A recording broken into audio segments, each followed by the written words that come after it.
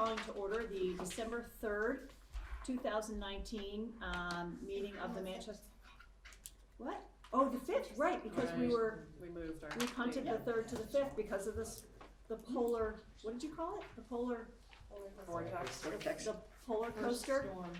Okay, so officially calling to order the December 5th meeting of the Manchester-Essex School Committee. We are missing 3, but we still have a quorum, so we're good. First, we'll do public comment. Any public comment? Or do you want to wait? Awesome. Chairman's report. I don't really have anything other than I hope everyone had a wonderful Thanksgiving. It was fun to come back from warm weather to this nonsense. It isn't even winter yet, right? Isn't winter supposed to be December 21st? So we're not even in winter. Meteorological winter, but not winter. Enough. Anyway, okay. So I have nothing to report on, nothing earth-shattering, thank heaven happened. Consent agenda. Do I have a motion to approve the consent agenda? I have a question about it, but it can. All right. Second. All right. Is it budget related? It's such a minor thing, but it's just more of like a curiosity question about the flowers for the seniors. Does that come out of the school or does it come out of boosters? I just wasn't sure Or how the that works. activity account. Yeah, Could be activity account. okay. I didn't see Because I was thinking Boosters that- maintains its own account, so it wouldn't be them because it's not like they do a pass through. So they probably did it out of the activity account or even out of the general fund. Okay. Should it be coming out of general fund? It's considered, if we do it for I mean, all, it's not it's a big negligible money, amount, and but- I would say Right. if we Just do it curious. for all teams, right. coming out of the general fund is not out of the question because you wanna make sure that every team Part gets of treated the same and athletics. isn't dependent on Okay. one or the other. Okay. I get it. So it's Just part a of quick athletics. question about, But yeah. Avi knows the line numbers just by looking at them, so he can tell us Okay. if it's revolving or if it's. Okay. Good question. So Yeah, no, I No, it's a great other question. schools, they do it from the boosters. okay. All in favor? All opposed? All right. Any abstentions? No. Okay, motion carries. We have a pop quiz question. Yes. The flowers for the seniors coming out of the general fund or student activities fund or what's? I wasn't sure if it was like a boosters thing. I will look to see which one that's coming out of, because I cannot recall.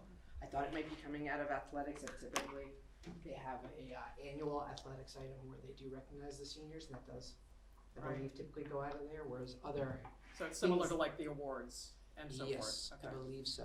all right. I was just I can curious. pull that up. Yeah, it's a good question, Yeah. because there are certain other times where they typically do come out of the gift fund Right, and not out of the budget money. okay, all right. Secondary question following on Rachel's.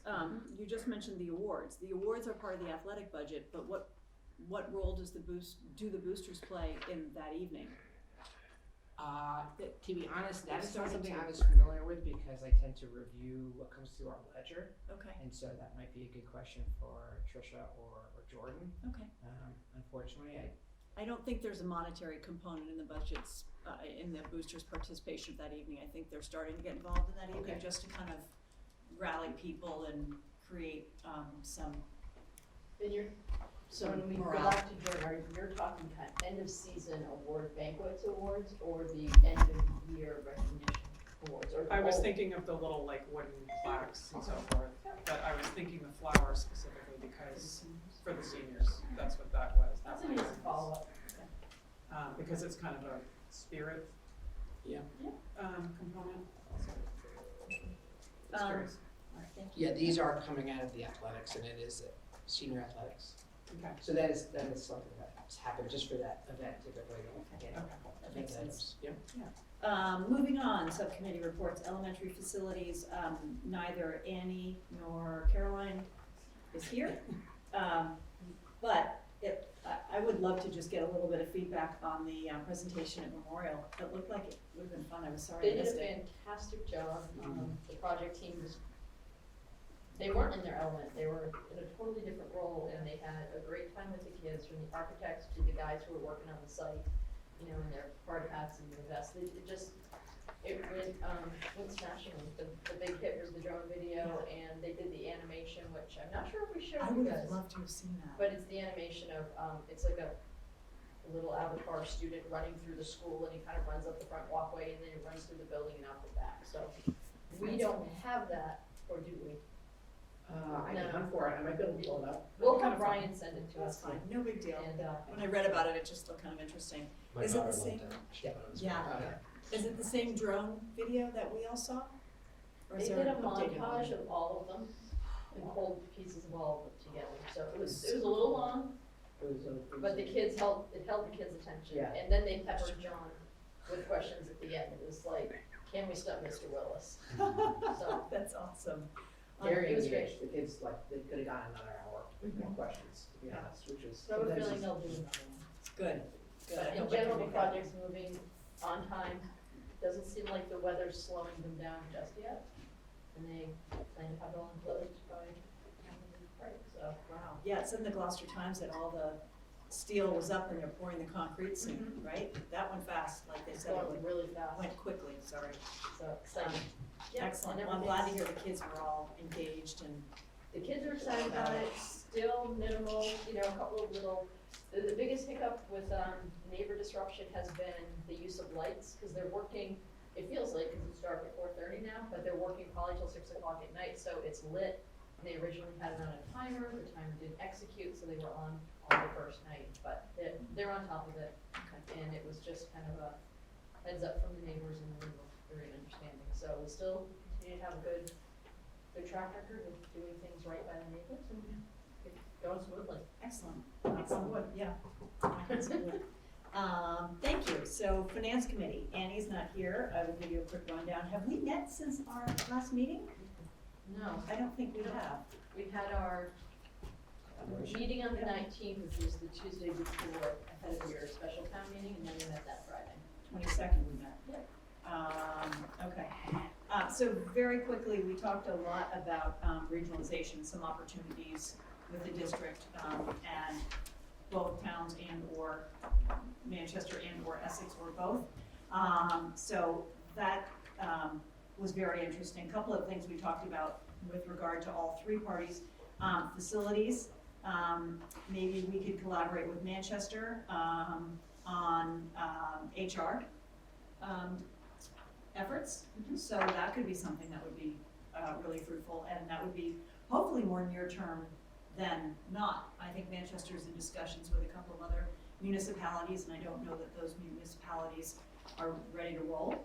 So I think Manchester kind of wants to move forward. We'd like to move forward with that too, so that would make a lot of sense. And then technology. There is a presentation in Danvers, December 10th, right? That's coming up. With regard to an effort led by the town of Danvers, they are creating sort of a technology platform for municipalities in-house. And I think it's been so successful that they're now offering it to other municipalities. They're gonna run it, but they offer the expertise. So I think Manchester was gonna take a look at that, and we were too. So there are a couple of really interesting opportunities that I think could bear fruit in the near term.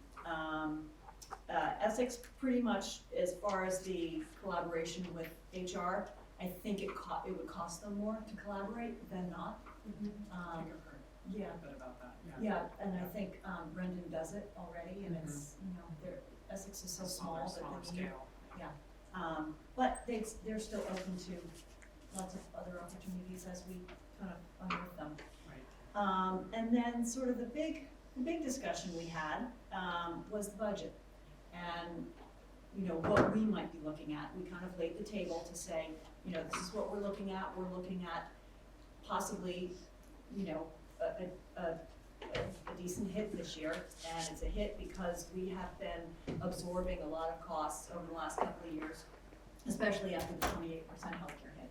That's something that we addressed internally without asking the towns, and it's kind of taken our flexibility away. So we had to kind of chip away at, not really the edges, but we're getting real close to, as we all know, looking at program.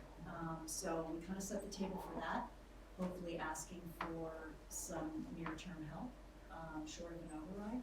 Is that fair to say? Fair to say. Just kind of, threw that on the table for them to think about. So those discussions are gonna continue to happen. and hopefully we will make some headway on that, but we just kind of wanted to get that out there and start those discussions. So we'll see. Anything to add on that? Well, that would be the basic theme of Right. our budget Yeah, presentation. theme of the budget presentation is why we're asking the towns for it. So I think that was about it. Did we talk about anything else?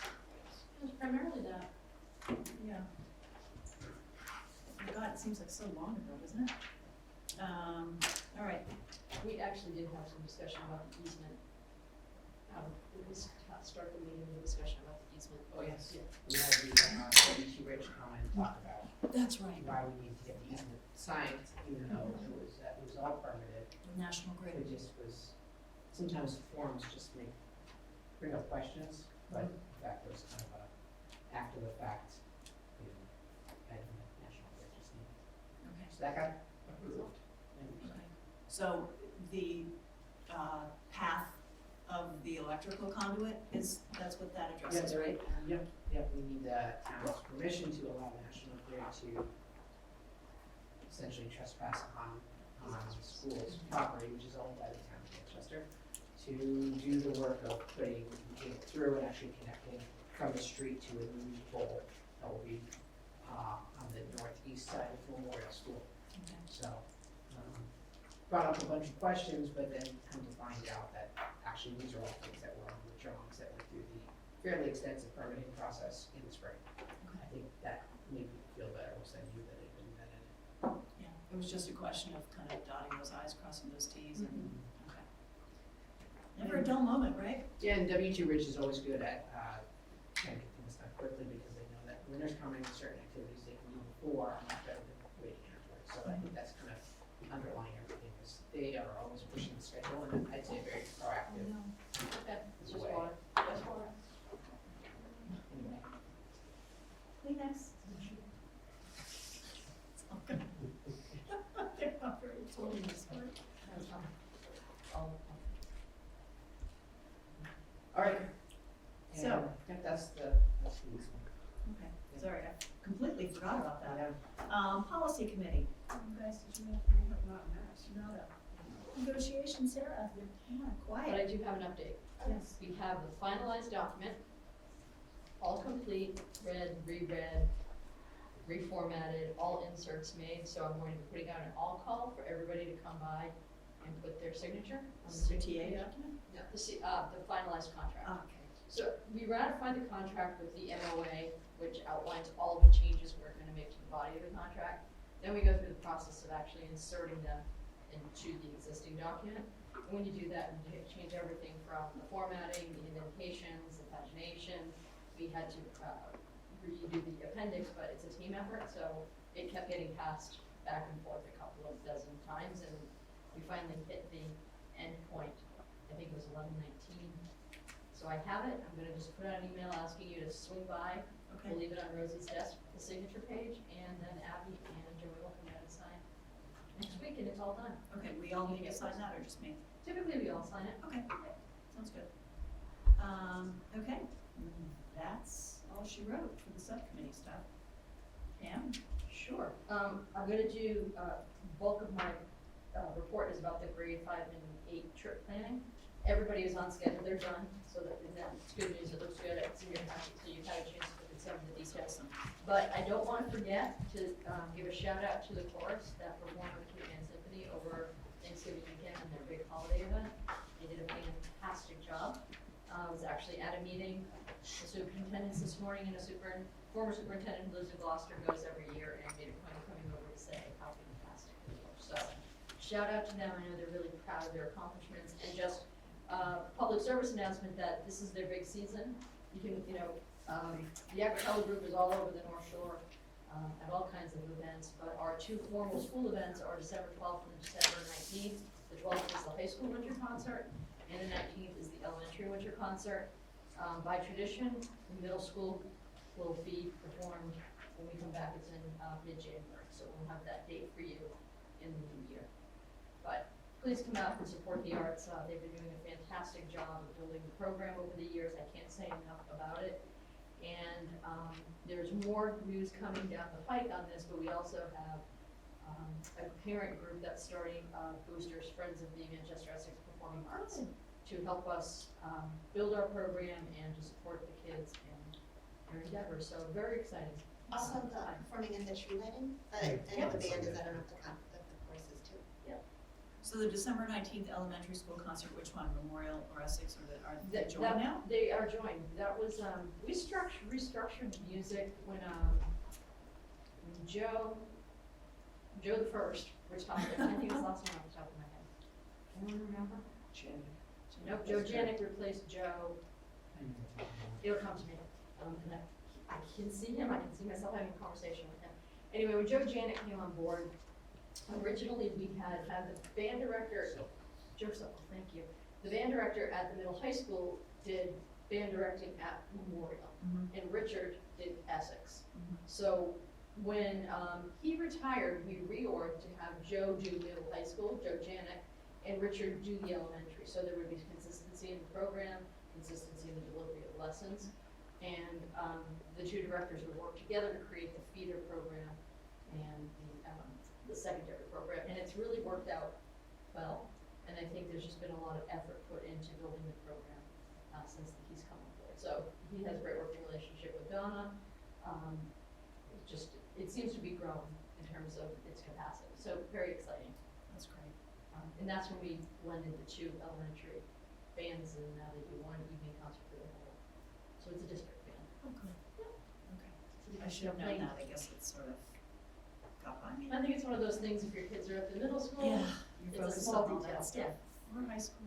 So that's the big, big shout out for the music department. And then the other work that's been completed and is ready to execute is the reorganization of the 5th grade coming together trip and the 8th grade culminating trip. So you have the details, but I thought just to throw up and go over, they did a good job. They met all the criteria of making sure that they had a teacher, parent, blended group, that they used the inputs that they had in terms of what the goals were of the program, that they sought inputs from the community, and they came up with something that I think is really good. And please jump in if I'm not representing it well. What I really liked when I saw it is that these things were always here before, but I'm a big fan of articulation, and there is now a clear articulation of what the purposes of the trip, the theme, the overarching theme, and how they're going to start early to really build on this concept of bringing the two 5th grades together so that they have familiarity with each other and a bond when they start 6th grade. And I think a couple of things that they've done that are very small, but I think really nice in building appreciation for our community is they're going to do a day in Essex and a day in Manchester and highlight what is special about each. They're going to keep kind of the rugged outdoorsy component by doing a day at Moraine Farm for Project Adventure, and then taking it on an extended day, not an overnight, but almost an overnight. They're going to go out to Children's Island and do a full day out there, and I think they have to travel by boat to get there, so it'll be an adventure. And what they've done too is they've built in community service and community partnerships. So the activity day in Manchester on Singing Beach is going to be also a community service cleanup day. And they're going to work with the Salem Sound Watch. Is that what it's called? That's right. Salem Sound. Mhm. And the Y has been a tremendous partner for us, and I think it's through multiple connections with the YMCA. Both Chris Bevilacqua, and I know you have some connections that we're able to pull together Children's Island. So I think they've done a nice job of capturing. I don't know if you want to talk any more about the process or. No, it was great. Everybody worked well together, and I think everybody was really happy. So we're glad. It sounds like you're approving, and it'll be great. I think it's fantastic. Yeah, I think this looks awesome, so thank you and the Yeah. whole rest of the group for the hard work. I think you guys did a really good job of pulling out what was important about Mira Vista and really highlighting it, and I'm kind of jealous. This looks like a lot of fun. I did have one question about color wards. I know there was a brief description, but it looks like it is a pretty, I'm sorry if I'm gonna make anyone busy by forking through. What are color wars? That sounds kind of cool. I know there's a brief I description. think it's something the Y does. It's one of their things they've already put together, so they're just bringing it. So the teachers didn't want to have to come up with all the, so it's, you know, ready to go. Yeah, if the Y's already used it with success, why not? Mhm. Yeah, this is great. I'm really excited about it. This is I awesome. am too, and I'm really thankful to everyone who just kind of accepted where we're at and took up the challenge to come up with something that was gonna be a new tradition. So that's exciting, and I think equal success with the 8th grade. Can I just say one thing? Sure. Put my, you know, my numbers hat on, like, you know, I love, The budget's pretty good. yeah, yeah. Yeah. Versus a 9, you know, versus, oh no, 8th grade was 900, but versus what this had cost before, Which was around 400. awesome. Yeah. And I think there's some work to do to see what now that we aren't funding certain aspects of like nurses and substitutes and things like that, how much the district has available to contribute to, you know, offset that So cost. will there still be the fundraising events? Will the class, you know, will the 5th grade plays still happen and some of those other things? But the burden just won't be as Yes, great? yep, the events will all Well, still take sort of. place. I mean, the Manchester cost is kind of high because I guess we need 2 buses, which is too bad. Can we just have you say your name Oh, and all sure. that? Sorry, we drew you in without. That's okay. Janai Cohen. I have a 5th grader. Thank you. So, Sorry. I think it could be, my question was the bus, and this is not for you guys, but I think it might maybe even less. You know, the bus capacity says 77, and we only have 64 kids, plus, you know, 6 or 10 staff. So we'll have to, maybe it could be even less, but we're still gonna have the play, but only for 2 nights instead of 3. So we will still have to fundraise, I'm guessing, a little bit, but it won't be a lot. It'll be a matter of how much the parents have to contribute. I know John had asked what the district share would be, so I think that's the. That's work what we're we need to do. waiting. Yep. Yeah. Okay, great. Thank you very much. That looks awesome. I Yeah. think it's a really nice, It's a nice package. yeah, it's a great package and it's a nice replacement for Mira Vista. I know there was a whole lot of hubbub about what we're missing and what we're not getting, but I think we're getting so much more with this. I really do, without all of the, you know, attendant issues that were rising over the last few years. This is awesome. And I think it really gets to the core of what Mira Vista was all about and what, you know, the coming together is supposed to be about, so.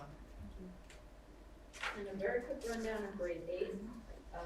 We had all talked about following the same process, so they too had a school community collaborative team. They used student parent survey data. Their cost is gonna be a little bit more expensive, but they are going a little bit further. They have replaced the DC excursion with 3 different day trips, and they also have an extended day. So they're gonna start with a STEM day, and that's gonna tie into a trip to Fenway Park. Then they're gonna do their elongated day to New York City. This isn't uncommon. Several schools that I'm aware of will do the get up at the crack of dawn, take the bus down, be in New York all day, and then bus back at night. Everyone comes home nice and tired. So they're going to use that to hit history and culture, and then they're gonna do early American history on the 3rd day and go down to Plymouth. So there's a day in between the New York and the Plymouth. Okay. Because I think they're going to get home pretty late. Yeah, I was just looking at my calendar to see if that's, I couldn't remember if there was. So they're gonna have some fundraising activities to try to offset the cost, but I believe, I wanna say it was up to $1,800 per student for DC, if somebody's had a student go more recently, and my numbers off, correct me, but 1,800? it wasn't, No, I think that- 9. I thought it was so 9. did they fundraise for half? I don't remember. All I know is that we had to pay 9. I wanna say that there's, I had 2 kids, so maybe it was It 18. was open last year, so you would think I know. Anyway, sorry. So what is the aeronautical engineering at Fenway? Like, what is that at Fenway and then they're seeing a game? Like, how does that? I think they meet with, a group that does some STEM activities with them before they attend the game. And I'm Okay. happy to go back and get more details on what the scope is. They did not put the agenda for each day in.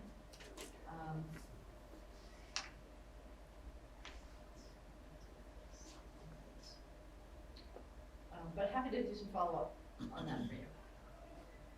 They went with a little bit more of academic connections to things that they've been doing throughout the year. And see somewhere, So give me the questions and I'm happy to, Broadway show. Mhm. We don't have time for that? That seems like a really, they've got a lot packed in that day. keep them busy. And the show is, that takes a long time. Will the show depend on kind of what's going on, what they can get tickets to at a relatively decent rate, or are they, Well, they're just billing it as a premiere Broadway show, whatever they can get a block of 130 seats. Hamilton? Definitely. My guess is that's what they're gunning for, but I don't know if that's what we're gonna end up with, if there are special packages for. Oh, Harry gosh. Potter, that's 182. So this is the general outline. I think they hit the mark. I'm happy to go back and ask for greater details, or even if you want kind of the day agenda. I don't know if they've gone to that depth of planning yet. I think they wanted to make sure that everything was okay to roll before they started really fine tuning dollars and making deposits and reserving places, but I think they're just gonna do that. So I see no reason not to let them go ahead and continue to develop this out, and Okay. you can certainly get another progress report The in only- January, February. The only question I have is how the Red Sox game plays into this. I have no problem with it, but I'm anticipating maybe some parents coming back to us, like, how is this academic? I just wanna cover all of our bases. And- So why Red Sox? Yeah, and how does that play into the whole STEM thing? I don't get that. Yeah, that's kind of what I was trying. Well, there's a whole, I know of different groups that have gone in and there's a whole math component around measuring Fenway Park, looking at the different angles and such. The aeronautical, I'm not really sure what they're gonna do there, but we can find out for sure. And I'm sure the Red Sox game is kind of the fun thing at the end of the day, not necessarily attached to anything. When you think about the DC trip, they would do a lot of excursions during the day, and then there's typically a fun dinner out in the evening, so I'm sure this is kind of the substitute for the fun dinner out. I think the Red Sox game sounds way better than the medieval feast that our kids went to. Oh, there was a medieval feast? Huh. That was very Who good. knew? They also did a haunted Haunted tour, tour. which was kind of fun. Well, fun when I you're didn't know that in either. eighth grade. I like those. Maybe if I read it, and not depended on my children to tell me what was going on. All right, so I will That's follow for you, up boys. on what exactly the engineering activities are and just kind of what the rationale was behind Red Sox game. Yeah, I'm just curious, in case we were asked. So, if they didn't do a Broadway show, that lowered the, how, like, significantly might that lower the price? I'm just curious, like, is that one of the heavier lifts of this whole, the cost of this trip?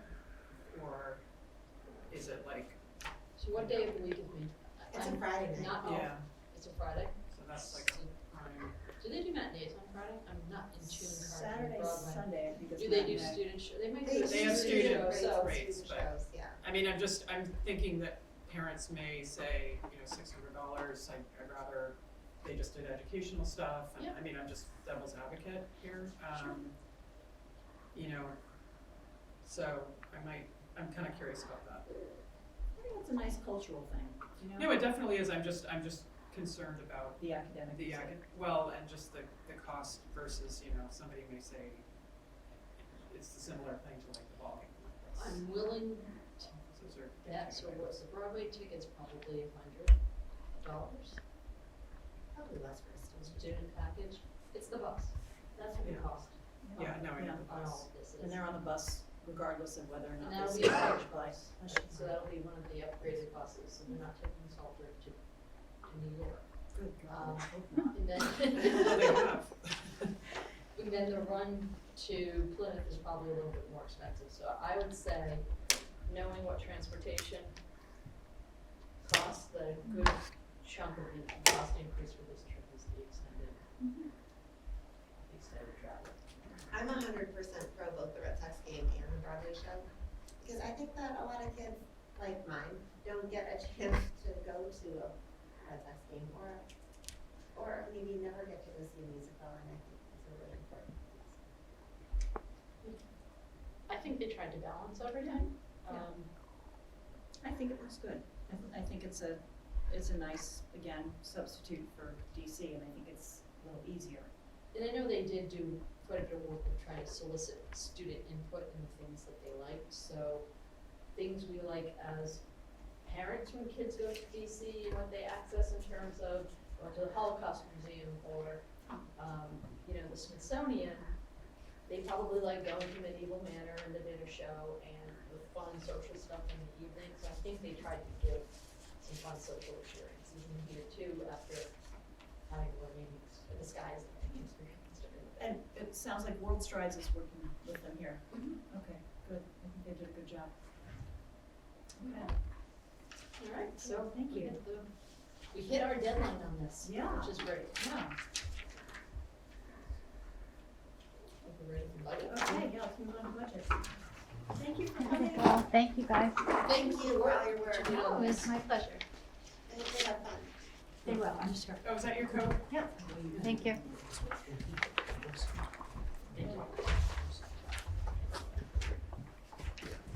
Transition from fun field trips to fun budget. Yeah. Fun with numbers. Spreadsheets. I like numbers. Okay. So you and I. Yeah. Well, welcome back to another budget season. Feels like it never left. There are some themes that are, I would say, consistent with some of the things we've talked about in prior years. So in some ways, the budget is not terribly surprising. We have some, local services things we'll talk about that are pretty standard. We have a couple of categories, health, and that district, different ones that do tend to bubble up from time to time, but I think, particularly better out of district, this is the year, we need transfer first. This is potentially, we're hitting a little bit of a patch that's atypical for the past several years, so we'll talk about that. Before we get into that, typically we do try to kick off the forthcoming budget season with the current year budget update, and knowing that there are changes after budget gets set in, we want to get the current budget as clean as possible so the increases over the current year are more reflective of where we really are today. There are two steps to that we did last year as well as this year. Because we had a budget gap past 2 years, 2 years ago, it was 2 years ago related to health insurance. No, it might have been after that. Three budgets. That was 3 years ago, health insurance. So last year and this year, both of them, we had a little bit of a gap remaining on personnel reductions that we were not really comfortable putting into a line-by-line budget at the time, even though we could account for them, because some of them were contingent upon, for example, maybe a person retiring who hadn't made the announcement of retiring, and in certain places it becomes pretty clear. So that's not really our news to provide, but we felt like we could bank on it from a budget standpoint. Other times it might be a restructuring, and sometimes those conversations can happen towards the end of the year, and where people need some flexibility to figure out what their choices and options are. So that's going to be transfer one. You may remember the budget gap that we had was dealt with health insurance being $150,000, so we put that right in. There's nothing to do now. We had $150,000 prepaid for out of district. That got taken care of, nothing to do now. And the last was $125,000 of personnel changes and shifts. So that's what this transfer one is. And with all transfers, again, I always repeat, we're not changing the budget up or down, we're just reallocating money between categories. So I can very briefly go through them. I don't want to belabor it too much, but the biggest changes were if we had retirements that we didn't know about, we might have saved some money on that. The bigger number, really, the 84,000 that you see in classroom teachers was a non-replacement. So that's an FTE cut. And I just think, as Pam and I were talking about in preparation for tonight, when we start talking about fiscal 21, I think sometimes there's personnel savings that you can get maybe from somebody departing and hiring somebody who might be younger, earlier in their career, maybe less further along in the step and comps. Then sometimes there's changes you can do by just doing things more efficiently. And then there's just cutting a position. Somebody retired and we're not going to replace that position. And that's why the number is so big at 84,000 there. And that's a cut in our program. So I think it's just important to say that sometimes we can do that because we've had situations where enrollment is migrating up through the grades. And so you can, you don't mind a cut here, and some of it can go to fund other things. But in other cases, it's just a cut. And so, as we'll talk about later, we're really not in a place where we have those types of cuts.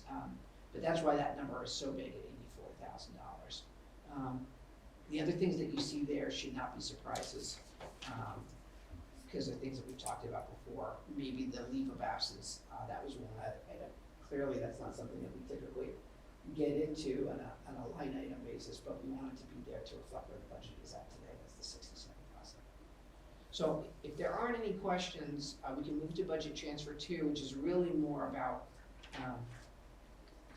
not what we didn't fully get into detail about at the time, but more what's changed since May and town meetings. Okay? Any questions so far? Can I keep rolling? Yeah, keep going. Great. So now I'm gonna make this page. That's not good. So I'll just move it this way. Well, I'm gonna just go off of my page here. So the biggest items that we have, you can see the total amount is about 16,000 going from out of salaries and into operation costs. We did some restructuring. You can see the 81,000 where we converted tutor positions into a teaching position in the special education teaching position area, just because we thought that was a more efficient way of delivering the content and instruction. There's always some changes that we have in teaching assistants. That's 63,000. Those kind of come and go. Some years when we present the budget, we have some reductions if we can. But as one-to-one needs present for IEPs, that's where we can have some changes definitely after the year starts. And so that's about 2 1/3 positions total, and they tend to be interspersed around different parts of the district. Those are some of the biggest ones. We did have a retirement of our longtime evening custodial supervisor at Essex Elementary. I don't know if you know Rob Trepanier, who's been kind of controlling our building for a long time. Well before I got here, he actually retired and stayed on as a retiree. He's finally decided to kind of hang it up, but we've been so fortunate to have him. Incredible work ethic and just a great team player. And if you walked in that building, he's kept it in remarkable shape. So big thank you to Rob. We are moving that position to the contract with the contract leading company, so that moves out of the personnel down into the operating expenses. And other than that, there's some other personnel items. If you have any questions, I'm happy to answer them. You might see some going down to operating expenses down below. There's a small change around moving some of the district back office technology into the classroom. That's always a welcome change. Steve Quietek's been great about keeping our back end technology lean and mean. I think the biggest item really for the whole sheet is about the out-of-district placements. As those move-ins and residential placements have started to materialize this year, it's requiring us to adjust the budget pretty significantly. You can see it's a 27% increase to that budgetary category. And the actual cost of those placements is greater, but we have had some savings in some other areas. So it's really that portion of the out-of-district budget that is starting to become an issue. And as you may remember from prior budget presentations, we've built a pretty successful in-district program. Really, Allison Collins has been at the forefront of creating programs that can serve kids in the district. And really what that leaves is just the types of things that are really impractical to do in district. Clearly, we're not going to have a residential program here as an example. So when those numbers tend to spike, it's really for things that are really just not that easy to avoid. So we've talked, I think, along the course of the summer about some of those changes and how they were impacting the current year. And we talked about the fact that we do have some circuit breaker reserves. We tend to be conservative on spending circuit breaker money. So we do hold it over for a year, which is allowable for exactly these types of situations. For those, who may not be familiar, circuit breaker is a state reimbursement program for the slice of tuition costs that are over and above threshold, which tends to be about 4 times the average regular ed student per pupil. So, so that's gonna help us a little bit in 20, but as we've been saying all along, that's gonna set up a gap in 21, which is part of the budgetary story that we're gonna get into. So you can see, just, I would keep that number in mind when you think about the FY 21 budget. Really, the two numbers together are really the full story of what's happening. If you do take out those residential placements and some of the move-in situations, we still have a very successful, I would say, cost picture, because we really tended to eliminate out-of-district costs significantly in all other areas. So, and that's been a success. So anyway, that's really the sum of all these items. I think the only other thing to mention that was in the notes, if there is a small silver lining about the cost of some of the out-of-district residential placements, there's no transportation associated with it. So $39,000 is not insignificant savings that comes with that, but obviously it's a net hit to the budget. Because those students are in a school Yeah. for the whole year, they're not going back. We're not transporting them on a daily basis. That's right. Do you think, and this may be, So significant that it's, transportation is probably a better Yeah. option. Oh, yeah. do you think in looking at some of these, is this the beginning of a trend, do you think, or there's no way of telling that? Okay. So, with that, I'm happy to take questions and before we move to the 21 budget. Yeah, I have just a quick question. sorry. I feel like we've cut over the last couple of years, we've been paring down. So how many full-time employee positions have we lost over the last couple of years? We're working on that for next week because sometimes we've cut them outright, but sometimes we've cut to swap. So we are gonna go through and kind of line everything up and that out. I thought that was a great suggestion from our last meeting. So we started, by the time we got this put together and started digging through all of our old materials, I didn't feel confident with where we had information, but I think there's a real story there. It's quite a bit.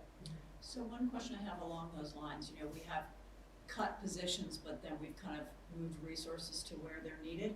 In looking at some of this ClearGov information and looking at the student enrollment, some of these younger classes are larger than the bubble in some of those graphics. 122 kids, 130 kids, like in the 5th grade, 3rd grade, 4th grade. Maybe the ClearGov numbers. ClearGov is 2018, Okay, so it's a couple of years back. those are They're in the middle school. Those are the middle school. Yeah, but still, that's not the bubble. It's the, I It's think the it other might be the bubble. tail end of the It is bubble. the tip, but I it looks, believe so. okay. I And hope I'm just that's following up. what I was seeing. Okay, because that really worried me. And It's to okay. your question about Yeah. the out-of-district placements, Mhm. I think I want to amend my response. We are really good, and Allison is fantastic at watching the trends and understanding who we have in our system and whose needs may be potentially beyond what we can do here. And she's very good at trying to come up with in-district program to meet those needs, but also then seeing where things may lead. I think where she has no crystal ball is kids that come in new to the system. So they may enter at the 5th grade or the 6th grade or the 10th grade and come with them their plans from another district or needs that are just surfacing because of where they are in their development. So that's when I think it throws us a little bit of a curveball financially because we haven't had a contingency. Well, we've eaten away our flexibility. Right. And that's probably one of a good theme to use for the budget. You don't build a budget with a lot of flexibility, you want to be lean, but you also don't want to be so tight that you can't handle some unexpected things. I actually misstated that. I didn't want to say that we ate away our flexibility because we didn't do that irresponsibly. We did it because we had to. We did it to make up for things like the 28% rise in healthcare costs. And that, in addressing the situation that we found ourselves in without having to go to the towns, that's how we address that. So as you move forward, we become less and less flexible when we take away our cushion. So I just wanted to clarify that. Didn't want to make it sound like we were acting fiscally irresponsibly. Irresponsible, whatever. Anyway, sorry. No, but I think the responsibility question is one that's gonna present itself when we talk about this year's budget and how much cutting becomes irresponsible, because all you do is set up a hole that eventually a correction will need to dig you out of, as opposed to trying to maintain your program and adjust in the future to try to get to where we need to go, because while we're in a hold steady, the needs are still growing. So the programs aren't really, I think I see that in this budget too, that our program needs are growing, our enrollment may be stabilizing a little bit, but we know that mental health needs are growing, special education needs continue to grow. And if we're at a hold steady while those are growing, that's gonna be a whole in and of And itself. that begs Sarah's question. You know, how much staff have we got? So, and we're starting to see requests for more staff and projections for need a few years out, so we can get into it after we finish the transfers. So, that's really the report. I think the other thing, obviously, there is a funding stream from the healthcare savings in the current year. So, I think you may remember that I've been just updating school committee from time to time, that, with the higher rates that we pay as a result of that increase, it does tend to cover the costs. I think that's their way of not just reclaiming what they may have lost in our high utilization years, but also ensuring that, unfortunately for us, we're a somewhat profitable customer for them. That's how insurance works. And so, the good news is with that, with our claims not really escalating anymore for the past year or so, we are running better. We did get a 5% renewal instead of the 8% that we had budgeted for the current year. But you may remember that was also part and parcel of a move to the HRA program, and that was all part of the negotiations. So that's a number that is able to help fund some of the changes that we have in the current year budget as There's well. a 3% delta for, you're truing up a 3% delta Correct, for for the last current year's budget, okay, Correct. on the healthcare, Yep. okay.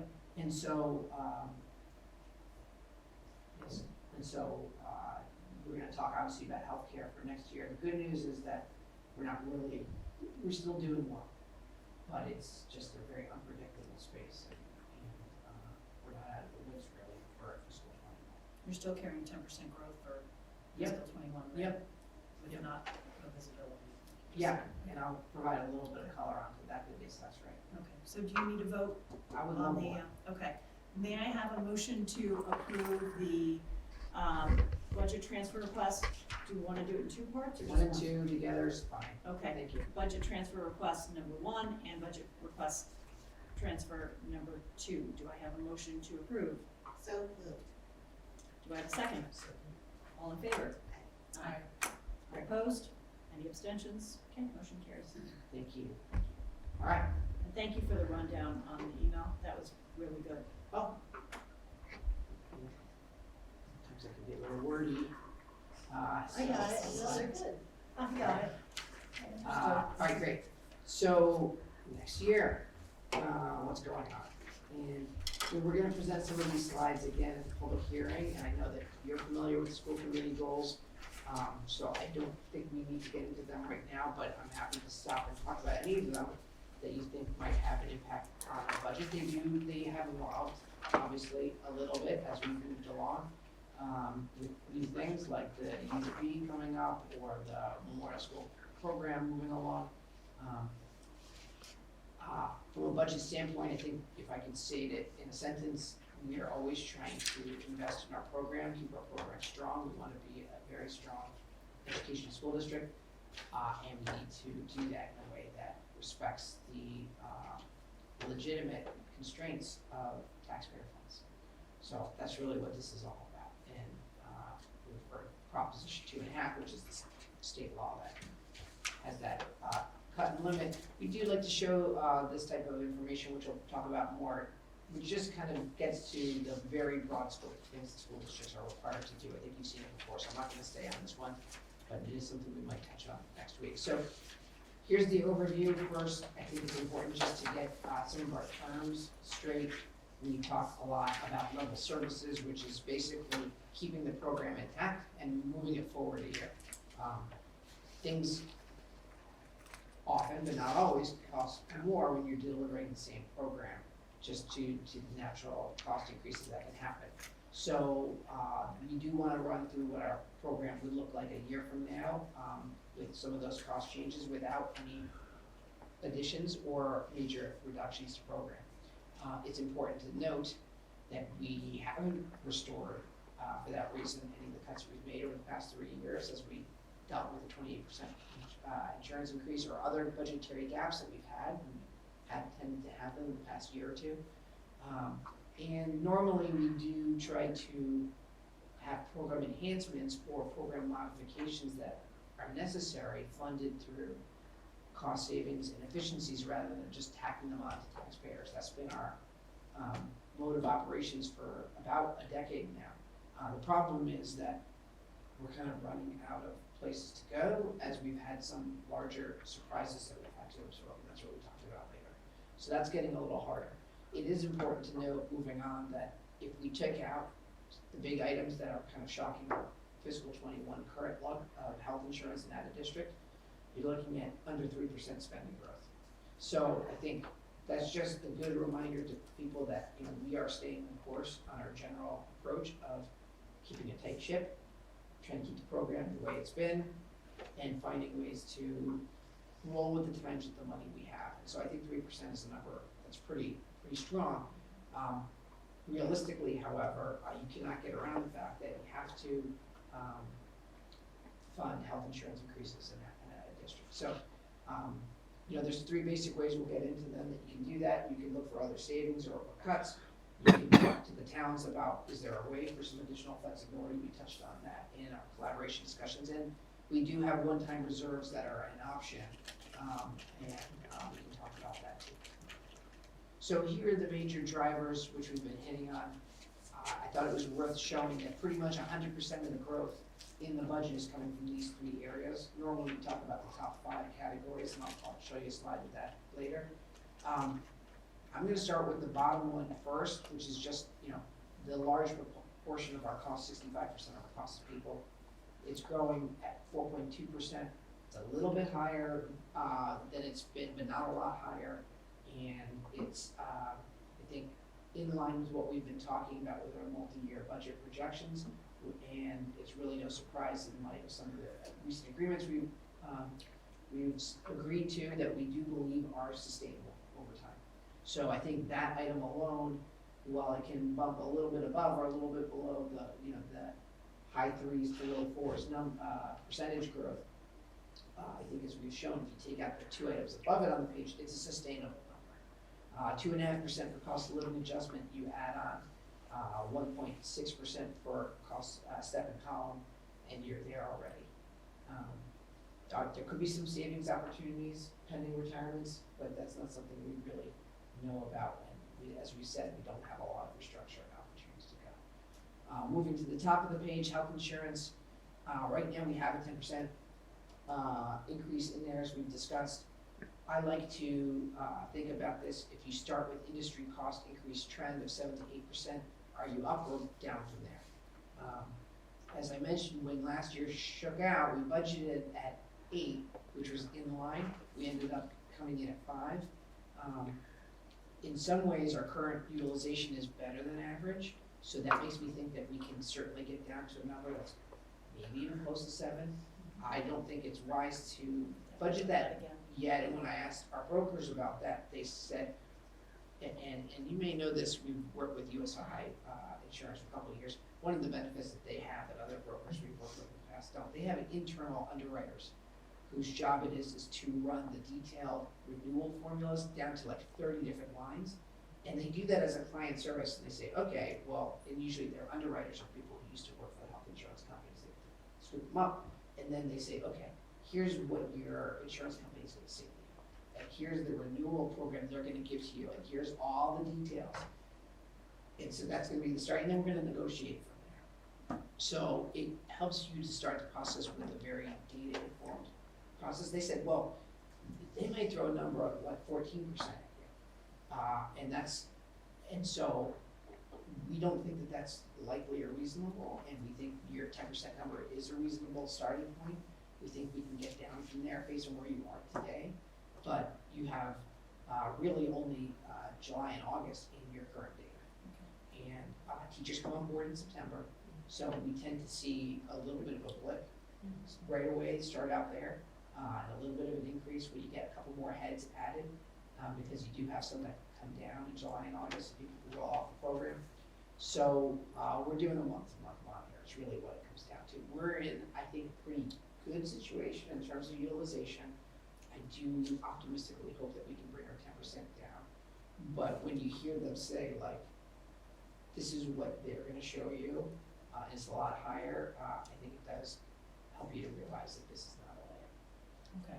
Right. Your broker gives you basically ammo to fight back, right? Yeah, yeah. It says, if they're gonna come to you with a 14, you can say, well, actually, my data says we're closer to 9 or 10 or maybe Yes. even 8, so Correct. They're really don't give me good. that nonsense. Yeah, and there's, just so you, in case you get questions, so people don't think that this is just some kooky thing we're doing, one of the slightly detailed, things that I learned this year was that there's such thing as creditable rating, which is what percentage of your rating number is based on you, and what percentage is based off of the actual pool. When you're really big, it's 100% based off your numbers. When you're smaller like us, they blend, I think, 70-30, so 70% is based off of us, and that's the part that's running pretty well now, and we're gonna negotiate hard, and they get to plug in 30% of a portfolio number, and not surprisingly, that number's a lot higher. You know, my cynical side, is that's kind of where they start to bake in some of their profit and their gamesmanship, to be perfectly honest, and our job is to negotiate, and I think when you're running well, you have competitive benefit that you can go to other providers. We haven't changed providers in a while, I'm not looking to do that, but, the stability has worked for us, but I do think we're, I'd say, starting in a good position in terms of utilization and the ability to potentially negotiate. Okay, so we'll keep our fingers crossed for that number. Yeah, and as I mentioned, each 1% is about 43. So that's a longer deep dive there, but I only mention it because I think somebody could reasonably say, what's going on here, medical trends at 7, 10% seems ridiculous, and it's conservative, but I don't think it's ridiculous. Okay. So which We brings never us, really get any granular questions on healthcare, rarely, right? I know there's some people, who work, for example, in finance committees who tend to be interested in that topic. Yeah, we haven't heard from them. So, and then moving to out of district, we have talked about this quite a bit, so I'm not gonna, go into it any further. I think there were savings that were to come out of this. A, could be that it is difficult to predict things, now in August for a year from now, and so there's that unknown. And then, and we do tend to, we do budget line by line, student by student, based on known, situations. As Pam mentioned, you can't budget for students that you don't know exist because they don't live in our community. So that's always an issue. We don't really have flexibility for that. We don't put in money to the budget to say, here's how much we're gonna put in for an unknown out of district list. But having said that, there is potential, there's talk about circuit breaker formula changing, and being more favorable. DESE is currently at the phase of interviewing districts for how it works, and they're not very far along yet. And there may be some transportation costs for out-of-district transportation as well into that reimbursement form. So that's that, big picture numbers, 3.83 is where we are now for spending growth. It's a little bit higher than where we've been. The gap's 430,000 currently to get to that number, so we still need to reduce 430,000 to get to that target number. There have been times where we've had a lower target, but that's kind of where we're saying we don't want to be much above that number. Wait, Avi, we've gotta cut 400 grand out to get to the 3.83? Correct, yes. And so you may remember last year at this time, we had a $380,000 yet to be identified set of reductions. And so, you know, we still have plenty of work to do. And when we talk later on the slides, I have outlined some areas that we can identify even some of that, not all of it. So we have some work cut out for us. But I would say, We should go back to FY 18 to find that number, because FY 18 was the after budget, the first reduction for healthcare. yep, the health insurance reduction is $410,000. Right. But overall, it was $1.5 million, wasn't it, by the 2 years? That was the Yeah, it was over the 2 years. 410 and the 9. Right. Yeah. Yeah.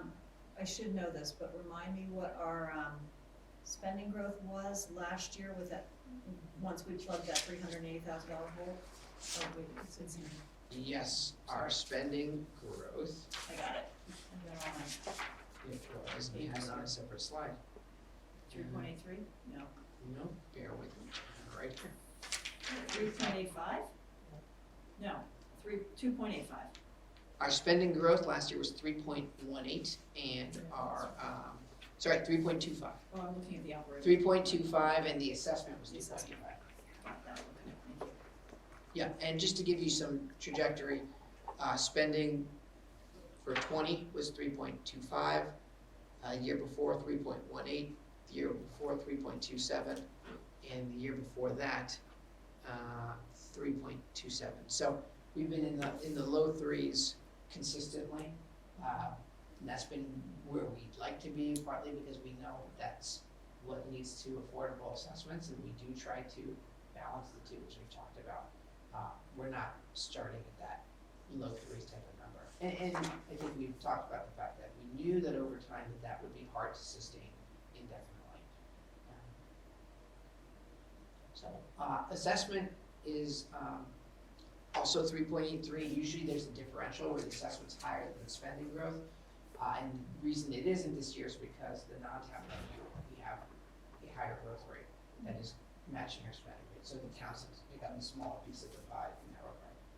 Is that coming from the interest expense? Is that why? No, there's a little bit of interest growth, but we have been conservative there. It's primarily around, a catch-up on regional transportation state aid. And we've done, that number has steadily grown, and so we're showing up to actual from last year. We do have a small piece in there for an assumption of what we've been promised will happen this year, which is a phase-in of the out-of-district transportation. Okay. So we have a small number there as well. For Chapter 70, we're still at the minimum. There is a major increase going on statewide. It's not coming to us. It's going to urban districts, who are low-income districts. The deal is that they make sure that every community gets something, and for us, that's the minimum. That's 1.7% is what we have in the budget. So just think about it. If your spending is growing anywhere from 3.8 to 3.3, and your major state aid is only growing 1.7, it puts pressure on other sources to pick up that 3.8. And that's what towns have done. Yep. 5-year average increase, 3.3% for assessment. So we've been doing pretty well, I think, in that category. And then capital budget, that's always part of what we do. It's just for our debt payments. It's going down 1.5%. As you may recall, we structured that to decrease every year. That saves us in interest. What we do is we pay the same amount of principal every year, and that way the interest goes down over time. And those payments are known and forecast. There is some potential that could go down because there's an idea floated by our bankers to restructure a small bond, a $5 million bond. We already restructured the $25 million bond for the Wellsville bond. Typically, you have to wait back 10 years. So the Memorial School bond is not going to be a savings opportunity for some time. I'm not going to go through this in detail, the revenue, because we talked a lot about those things. But I do want to touch on the fact that the school choice estimate, I've been basically taking that down year after year. You know, you may remember we were at 750,000 per year, maybe 8 or 9 years ago. And so I think we have 375 down to 325 in the current year. When we did the transfers, you saw that 325,000 offset from school choice. Now it's down to 300.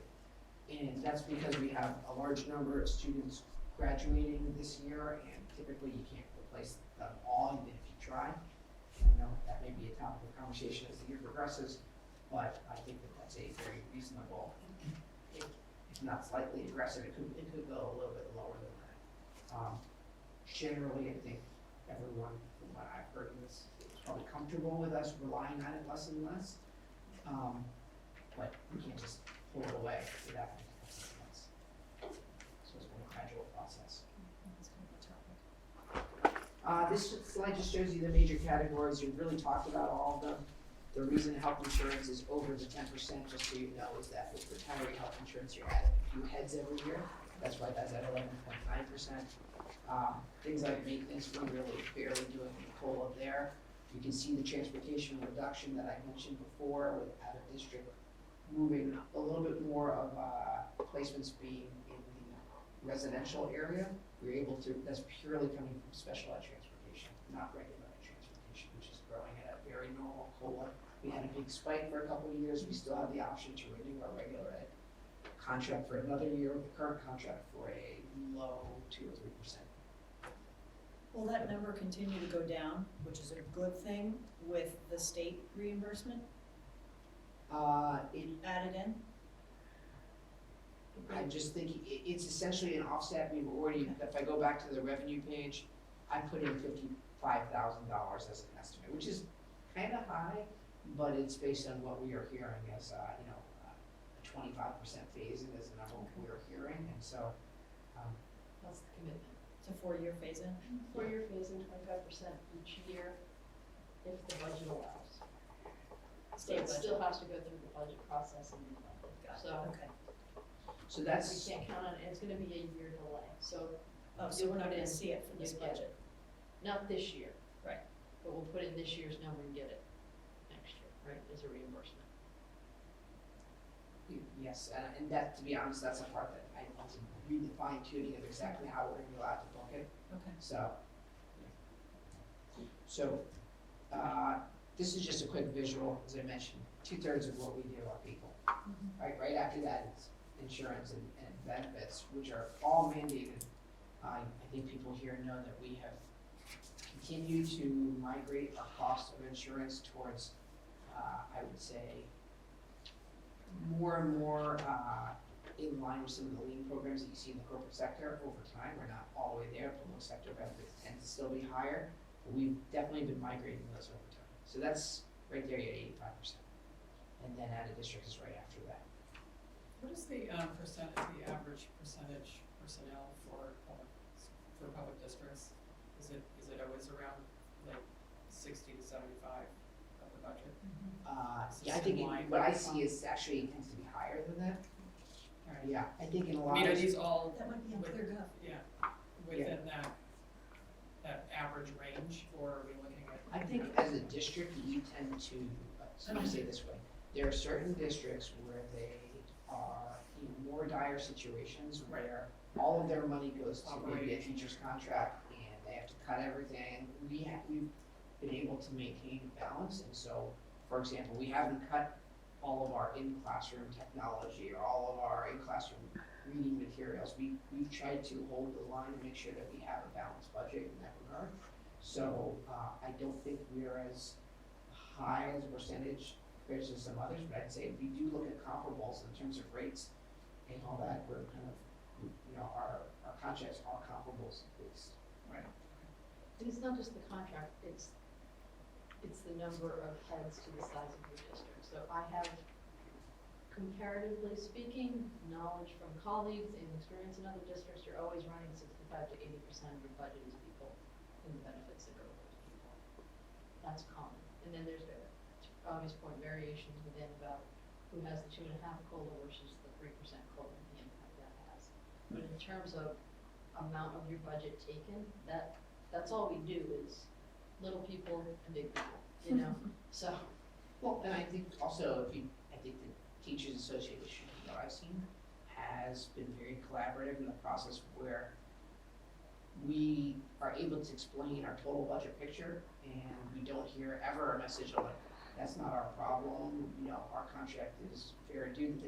I think they understand that we have costs besides people and personnel, and I think that they've been very collaborative about that, and so we haven't had to tip the whole program in that regard, so. I think it's a smaller,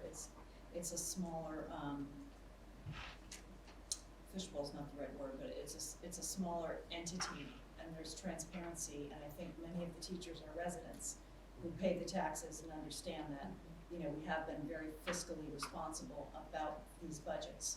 So I think that the collaboration stems from there.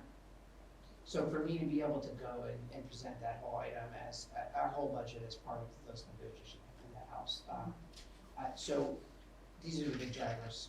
We talked about it, 100% coming from the top three, essentially. And then sometimes we get a question of what this other item is. I don't need to really get into that, but you can see some of the smaller items that do. There's some administrative and classroom tends to be about the same. Technology is almost the same as that as well, before we start getting into smaller things like contracted services or things we don't do in district, and other activities in PD. Which brings us to staffing. This is something that we talk about every year, which is, what types of personnel requests do we have from our site managers and from our district level directors? And we can keep you guys updated on that as well, and how our program is evolving or needs to evolve over time in terms of where we put our resources within that 65% category of people. I think the major summary right now is the items for fiscal 21 are not in the budget, and they're not expected to go in the budget, because with the gap where we're at and the lack of flexibility options that we've talked about, there are things in here that we're just not able to do at this time, unless we can dig in further over the next couple of months. But I would say right now, our current look at this is, I would say, incrementally less positive than it was a year ago. Yeah, and if I would say, so a couple of things. Level 3 is the nice to have. We would love to be starting to work toward getting our programs to where we want them to be, not just where they need to be efficient and to be delivering good service to kids. I think level 1.5 has the potential to lead to, I'll throw a red flag on it. I think we're gonna have some more debate over what should be in the level 1 category, which is you can't do without it. We're gonna have to move something else to get to it. Things that I put in italics are things that have the potential to cost more money down the road if we don't watch them carefully. So adding to the Earl program seems like we're adding another large resource to a small thing. But if we're over capacity in the Earl program and don't have leverage to keep students in district, then the $65,000 that's on the teacher turns into the $100,000 landmark placement. That's going through the whole process. So I think how we're going to look at these through the budget process is a little bit like we looked at some of the out-of-district tuitions in the past. I think Allison's anticipating that we're going to be oversubscribed in Earl and Sale, but we're not yet. So we're going to have to watch carefully to see if we can manage our way through next year without making it a direct condition. If it gets to the end of this year and our numbers are starting to spike, we're going to have to see what we can do to manage it. The adjustment counselor, actually, that thing can spell check. The adjustment counselor at the high school. It's just one person, it's not a whole council. It's not an enrollment issue. Well, it is somewhat an enrollment issue. There's 500 kids at the high school. There's one adjustment counselor, and it's a capacity caseload issue. She can only see so many kids during the day, so she's going to have to prioritize and see the tier 3 or the highest level kids first, which means if you have a lower level of need, you have a less chance of being seen or seeing the counselor regularly. So the request from the high school is to add an adjustment counselor to deal with the capacity. It's probably not an apples to apples comparison, but is the new academic dean, behavioral dean, helping offset some He's of that? helping, but also identifying how overloaded that individual is. Yes, So, that's kind of where I was going. yeah, so I think, yes, it's an all hands on deck team approach. There's just an increasing volume of kids. And we know, I was at a meeting this morning, we had a presentation from a group called Effective School Solutions, and they're a private enterprise that's starting to provide packages of counseling teams to schools, because the mental health crisis is upon us, and the volume of students that we need to see is very different than it was in the past. So I think we'll look critically at adjustment counselor staffing, K-12, see if there's something we can do internally. It's something we may be able to go another year, something we can come up with a team approach. So what I know about our team is they're very creative, and if we say we just can't add positions straight out, they're gonna go to work and try to find creative solutions. But I think the design challenge, so to speak, is that we just can't add those straight positions, so don't think that we're just gonna find the money someplace, you've gotta come up with it, so that will drive some innovation, I hope. But I think we're gonna try to, like we did last year, hold the number steady in terms of total FTE. But I think you see where our work is going, you know, there is special education, general education, emotional support is where I think some of our investments will be able to come. So, And under just level one 3. differentiation, because Yeah. Avi and I do this every day and sometimes we forget. The school psychologist role is different from the adjustment counselor role in that the school psychologist is as a tester and an evaluator. They don't see students typically unless it's a specific special education need. So they will administer and then process evaluations and then take team meetings and provide analysis and diagnosis. Oh, okay. So, I and just wanted that.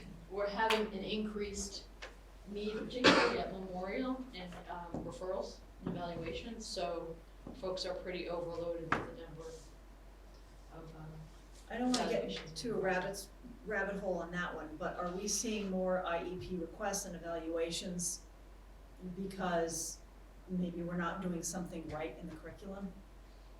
I think that's the beauty of special ed, which is the evaluation is to identify a learning disability, so it's not, so if there's an identification made, it's not necessarily because there's something wrong in the curriculum, but because there's truly a disability. But I think Allison's investigating your point, which is, and we know from our literacy discussions that we do have some work to do in terms of shoring up that program to make sure that we're working as many kids into the general curriculum as possible. So we're hoping that 3 years out, we're gonna start to see some changes from that, but in the immediate future, we will have to service the students that are being met. We have increasing concerns, I think, just about increased identification. There's new legislation out at the state level in terms of early identification of dyslexia, so we're anticipating increases there as well and increases for testing requests, so I think there's a lot of pressure on the system right now. But I think will be, Allison, when we were processing this piece of the budget, Allison, I think, is gonna factor in heavily because we need her expertise to help us explain some of what she's seeing and some of what she's throwing some red flags out. What is an ADDH specialist? That's what I was gonna Oh. ask. ADHD? Ideally, this is a request in from Tricia at the high school. I think she would like to eventually get to a full-time AD and have that person, Athletic director athletic director, What's department DH? head, Ah, okay. and act as a district-wide K-12 department chair for health and wellness. So this is- is that one position, AD and wellness would be together? So if you remember the woman who came in and helped us with the athletic review, that was her role at Lincoln Sudbury. Okay. So she was the district-wide health wellness coordinator and served as the AD. So she was an administrator who oversaw programming, Okay. did evaluations, did program coordination, curriculum. Is that something that could be, because I know part of the current AD role includes some teaching of PE classes. Would be in lieu of that. So Yep. is that something that could be kind of melded together and create that, but then we still have a hole in the PE classes? I think she's getting on record with this, knowing Okay. that if you put things on, it may take 5 years to get there when it's a program expansion. You're not gonna get what you don't ask for. Right. Right, okay. Thank And I you do for know clarifying that that. when we went back to the model of the 2 positions, the dean and the AD, the ideal solution was to have 2 full-time 12-month positions. But we wanted to make a step forward in the structure, so took a step forward in the structure, knowing that we want to try to build in the future. I think she's just trying to go on record with that. You know, middle school, the music program, it's a pretty tight schedule. the persons of 25, I think, are just looking to expand and provide more opportunities for kids and a little flexibility in where you can put things during the day. I think the middle school remains the most challenged with class size, staffing, and schedule.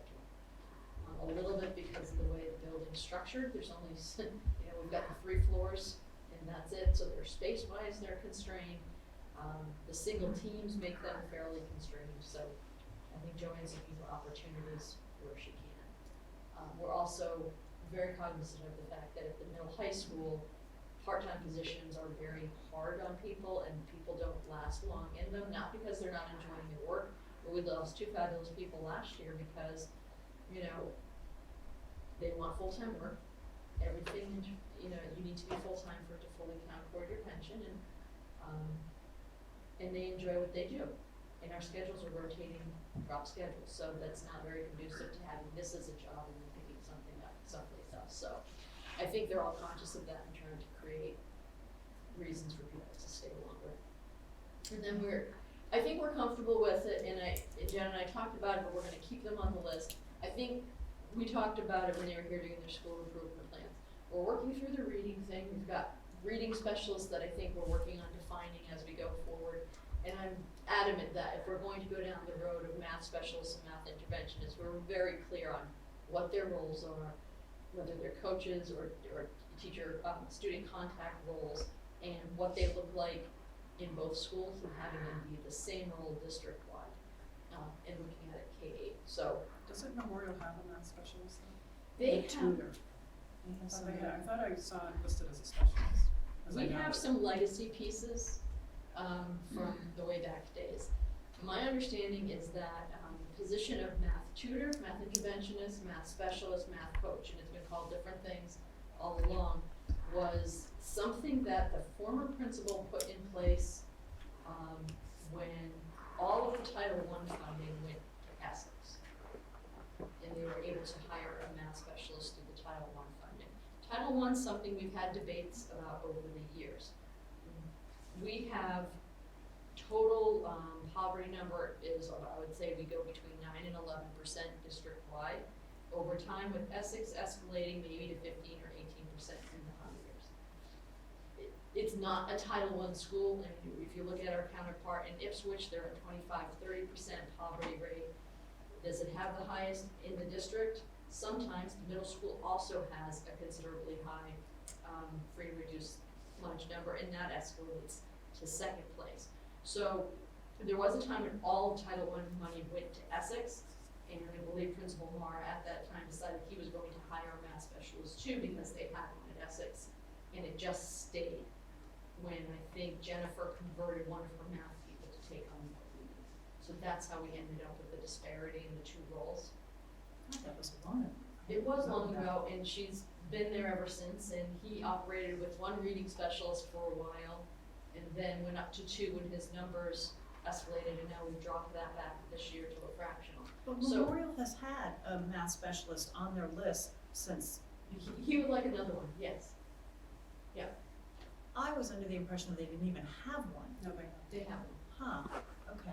Yeah. Gosh, I And learned Essex a does lot I not, should already so I know know. tonight, okay. Jennifer is. So I think some of the exercise around literacy, I've been really frank. I see it first and foremost to kind of bring our literacy program into definition and alignment, but also to help us work through some of these legacy issues that have just always been because they've always been, and we haven't really had to tinker with things too much. We've got a lot of reason to take a look under the hood, and we're starting to, I'm a big believer in, if we're working with something that just is, and we haven't quite figured out how to fix it, don't start something new until we have the formula that we want to use. Okay. So, that's a long way of saying our goal is to have a more comprehensive specialist and interventionist support program, but I think we need to have greater clarity in the services we want to provide and how we want to provide them before we do that. Do we have clarity on the math program beyond what we're seeing in the literacy program? I know we're trying to take that apart and put it back together, see what we've got, and then build something. So- Where do we stand on math?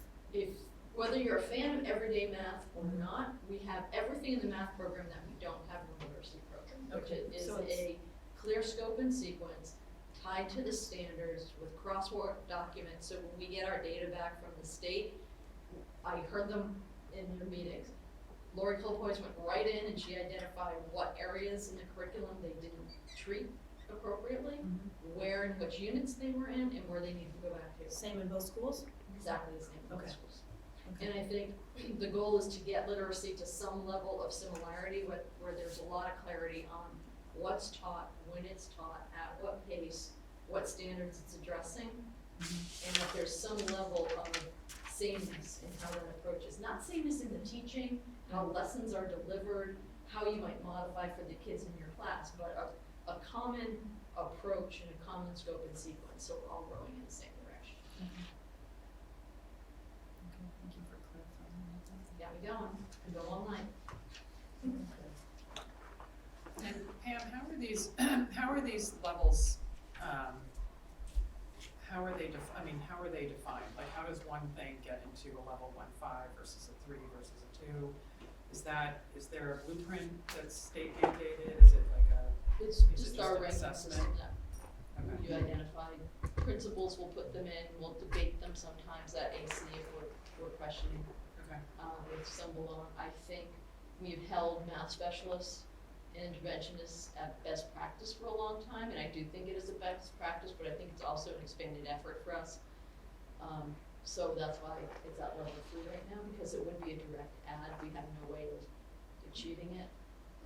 Right. Level 1, health, safety, and legal, that's where I would say things that are in level 1.5, which are, we can kind of hold off on it, but if things don't trend the way we need them to, if we don't do it, it's either going to cause harm to somebody because we're not doing it, it's gonna cause legal liability to the district, or we're going to create a financial liability that outweighs cost of leave.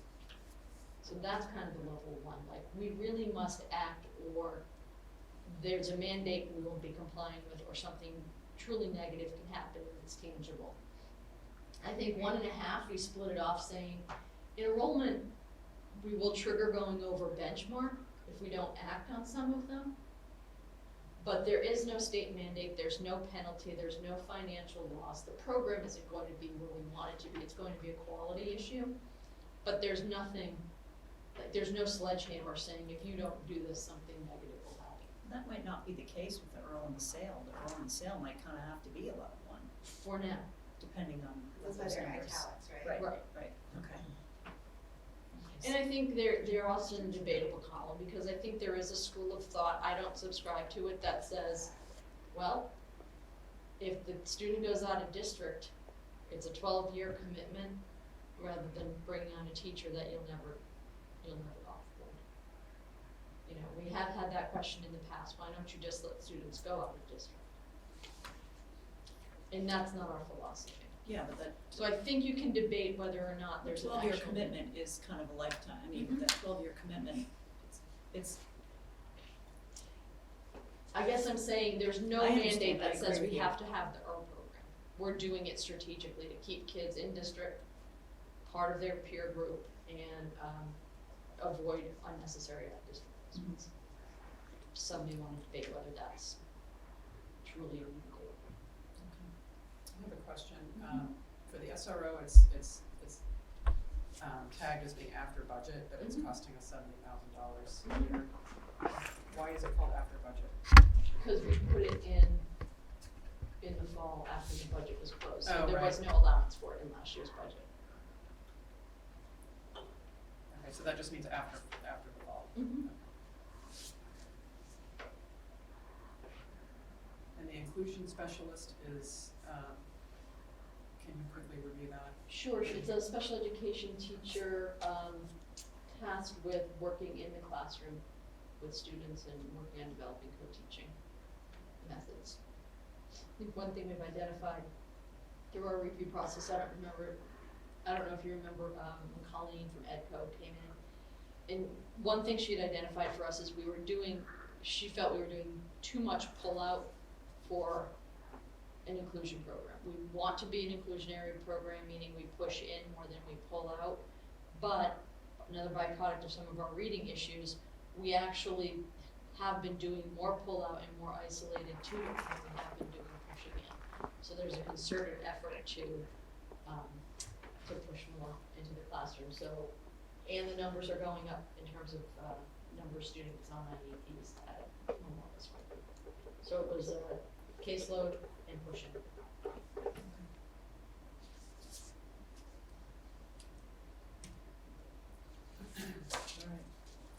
Was the SRO on the level 1 list last year? Because I don't recall that.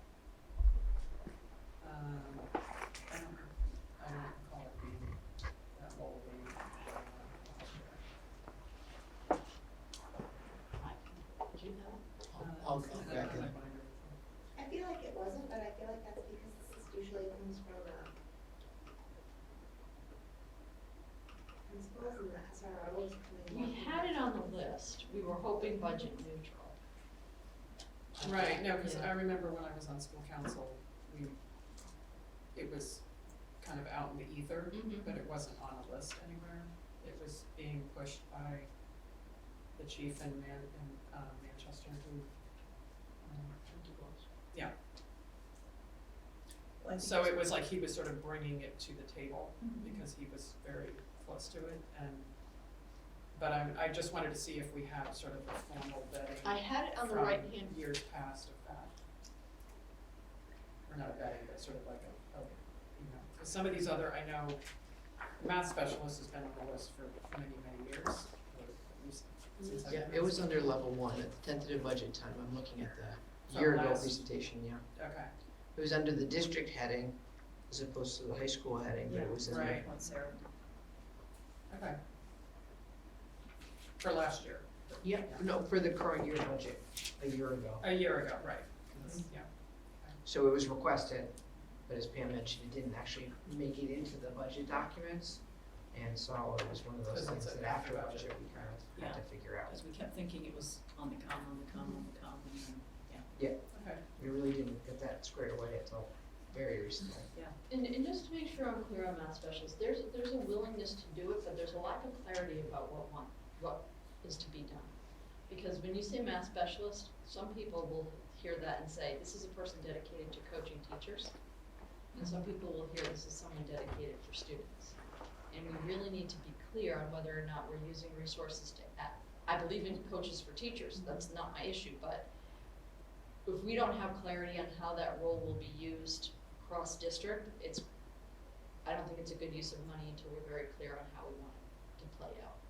Students do get interventions in math through RTI and through TA and tutor assistance. So there's also choices available at the school level on how the principals allocate resources and what they allocate it to. So if you decide to go more all in on reading and not on math, you could reorganize that and provide some additional math intervention services. So I don't want to leave you with the impression that we're not helping kids in the area of math. If they need assistance or interventions, we are. I think what we're looking to go to, and I know Julie even has her own concept of what the coaching concept could look like district-wide. We need to reconcile our own varied belief systems on how this should play out before I think it's wise to put the money toward it. Thank you for clarifying that, because I think, I don't wanna speak for everybody at the table, but I know I understood it as service for kids. It never occurred to me that it would, math specialist would be coaching for teachers. No offense, but I just, in our conversations, it always been kid-centric. And we see that with literacy coaches. Sometimes they're part teacher coach and part student interventionist. Sometimes they're all teacher coach and then you have an interventionist. So these are the things where I think we want to keep them on our want to list. We need to get ourselves in order first before we can really pitch it and bring you a job description as to what the person's going to do. Yeah, I just wanna make sure there's parity, because I know Jennifer has made it sound more an urgent need, and there is one in Memorial, so I'm just, every, conversation that I've been involved with her, it's kinda like, it's still on my list, I really need it, so I know that I take into account exactly what you're saying, that there needs to be clarity on the role, but I just wanna make sure that we're meeting all the needs, because I know there's a lot of kids who get private tutoring in math and Understood. in this district, so it's just when I see it on there, I just wanna make sure that it's still a discussion and that, you know, her needs are being met. Absolutely, and what's absent from the discussion and of concern to me is the middle school hasn't even lined up to start asking for these things yet. And if you look at the interventionist and support roles that exist at the elementary versus the middle school, we have a cliff where we are very highly loaded at the elementary level with RTI supports, intervention supports, whether they're, you know, through TA or through a named specialist. When we get to the middle school, I think we have one interventionist for the entire middle school level. And I would say we need to have a discussion whether or not a math interventionist shouldn't be a K-8 to get started and everybody get a little bit of the wealth. And that's just been a function of how decisions are made and how our budgets have been developed in the past.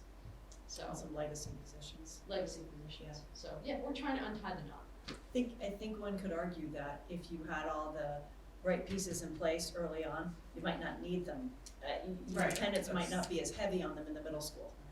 That's the Right. thinking. I think I'm gonna channel Julie for a minute and say what happens at the middle school is content becomes king very quickly. So I think issues emerge for kids really fast, and they do need, I would like to see an influx of resources to them to help develop a more robust program. What we're working with them, what Joanne's working with them on right now, in conjunction with Julie, is developing more of a data-driven approach so that they know how to who to put into interventions. So we're playing a little catch up. Moving on. I would say one more. Okay. I think the theme of the budget is all the flexibility we thought we were going to get after the override, with watching and seeing where we were going to have some declining enrollment and having some positions that we could transform into other things. That kind of lives in that level 3 area, which is there were some grand plans. It still sits on the back of my door in the office of all of the things, everything from a data coach to these additional support in central office. There was a whole schematic of things we were going to invest in slowly as enrollment ticked down, but we own certain positions that were not going to increase the budget, not going to increase the total FTE. That's the work that Sarah suggested we do, which is now quantifying how many roles did we lose and how much opportunity did we lose in closing those gaps. Well, we had a $1.2 million override, and we ate 1.5 million over 2 years to make up for the healthcare. I mean, that's the math. And there's your $300,000 in your, in your cushion, so that's what it boils down to, right? It's a good summary. But we'll get there, we'll find a way. Okay. That said, So, I think to wrap up the rest of it is just, I think we're at a gap. Yes, I think I'm glad you really put a clear point on the fact that to get to 3.83, you still have to do some reducing. So, that's similar to the way we've managed it the past couple of years. It shows you when you're starting that way, that that's not even best practice, to be perfectly honest, in terms of, funding the school system. But keep managing to do it, keeping the program in good shape so far. Here's some of the things we can do. We talked about, maybe if we get down to 7%, maybe that could yield 125,000. Just some estimated retirements, maybe that could generate around $90,000. But it's a little early to know for sure, and bottom line is that we don't have FTE reductions, so that gets you about half of the way there. I think the question is how are we going to close the other gap? On the reserve front, I think we talked about the fact when we gave our end of year update that our reserves continue to be in good position. I'll probably bring the reserves chart for next week. Just as a quick reminder, and I was just looking at some of the numbers here, and I'm sorry I didn't even put it into tonight's presentation, but I think we knew we had the 300, and I had estimated at 400,000 for the interest income, but at the time I was actually including all interest income, so it's about 319 related to the construction project that we are moving into stabilization. Everyone's agreed to it. I talked about, we're gonna formalize that later. Short of that, we had about 132,000 go into reserves. That's one-time money, so we could use it as an option to close the budget gap. But once you start doing that, we know we have 100,000 in there already from last year, that we did with the collaboration process with the town of Essex. So let's just say we put these items that are on the screen in there and use 200,000 of reserves, close the other amount, and then you get 300,000. So 3 years, $300,000, assuming it doesn't grow, typically kicks up a little bit with natural growth. That's $900,000, $1 million. So, as Pam and I always talk about, once you start putting them in as a revenue source, you really need to have an end game. We talked about that last school committee meeting when we looked at the long-term, multi-year budget. So it's just, our work's not done yet. I think we're seeing some concerns in terms of the flexibility. Maybe that's an option. We will have to talk to the towns about what their maximum capability is, whereas in prior years, it's been more of a, what do we need to do to have an even collaborative approach. I think right now, we're feeling a little bit more like we have some needs, and we can't cut, we know we can't cut up to eat. So it's different. We can save, but we can't cut. Well, I think the reserve situation you just outlined is deja vu all over again, right? We've been there before, and that's why we went to an override situation, because we're trying to sort of depress that assessment number, sort of unrealistically. So, we will be talking more about capital planning. That is one area where you can start to use those reserve funds to offset taxpayer expense. And so that's because some of those items are not recurring. Some of them are recurring, and so Jason, Walter, and I have been working on trying to get that plan accelerated. I think I've mentioned that, so that's something I think we're going to try to talk about later in the budget cycle. There are certain capital needs that are coming up sooner or later. We know that Essex is the oldest building, and we know that this building already 10 years away, as we're talking. So that's that. Final steps, as you know, we've got the public hearing next Wednesday. We're able to keep that date by sending out the budget to the towns. And then we'll have another public hearing on the final budget at the end of January before voting the budget on February 4th. And so, any questions or anything? I think we've got a lot of detail. I have a calendar question. I have 17th as a tentative. Do we still need that? December 17th, I have that in parentheses. That's a good question. Do you think we still need that? We can do a business meeting ahead of December 11th to wrap up any this part of your business. If you think that works, if you want the 17th, it's there. That we need it. What do we need it for?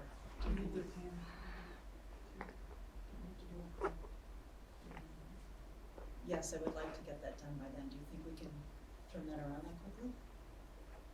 If we do Pam's review on the 17th? We have the 11th. Do the 11th.